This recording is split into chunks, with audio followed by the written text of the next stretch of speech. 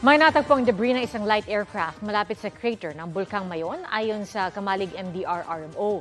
Inalam pa ng otoridad kung ito ang Cessna plane na napaulat na nawawala kahapon na may 4 na sakay kabilang ang 2 Australian national. Nakatutok si Katrina Son.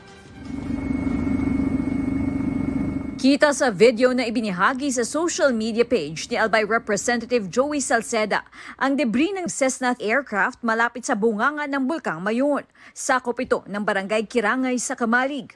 Sa mga litratong ibinahagi rin ni Salceda, kitang-kita ang sirang eroplano. Sabi ni Salceda, nasa higit 300 metro ang layo nito mula sa crater o bunganga ng bulkan. Ang Tactical Operations Group naman ng Philippine Air Force nagsasagawa ng aerial survey sa crash site. Sabi ng Public Information Officer ng Kamalig MDR-RMO sa Super Radio DZBB. Sa kabila ng paghahanap sa Cessna plane at sa 4 na sakay nito, iniutos ni Kamalig Mayor Carlos Baldo Jr. na mag-pull out ang mga rescuers sa lugar. Mayor Caloy pulled out the on-foot respondents. So, kasi hindi na po talaga kayang mag-venture out doon po sa location na na-survey ng aerial team. Hindi na po talaga kayang lumapit doon by foot. So we have to pull out the responders and directed them to hold their operations.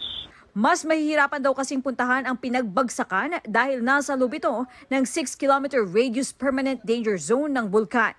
Mas makakabuti raw munang matukoy ang eksaktong lugar ng pinagbagsakan bago muling i-deploy ang mga rescuer. Because po the actual crash site is more or less 2 kilometers away from the actual crater of Mayon. So it is very hard to reach by foot. Nasa alert level 2 ngayon ang Mayon volcano. Ibig sabihin, binabantayan pa rin sa posibilidad ng muling pag-aalboruto nito. No-fly zone din dapat ang bulkan. Kaya isa sa mga tanong ng mga otoridad, paano napadpad doon ang eroplano? Bukod dito, sabi ni Florese, salungat daw ang ruta ng 6-seater aircraft. Papunta kasi dapat itong Metro Manila kahapon pagkagaling sa Bicol International Airport. Para sa GMA Integrated News, Katrina Son, nakatutok 24 oras. Ayon po sa Civil Aviation Authority of the Philippines, hindi pa nila makumpirma kung ang nakitang eroplano ang nawawalang Cessna plane. Hindi sila makalapit dahil sa lokasyon ng sinasabing debris.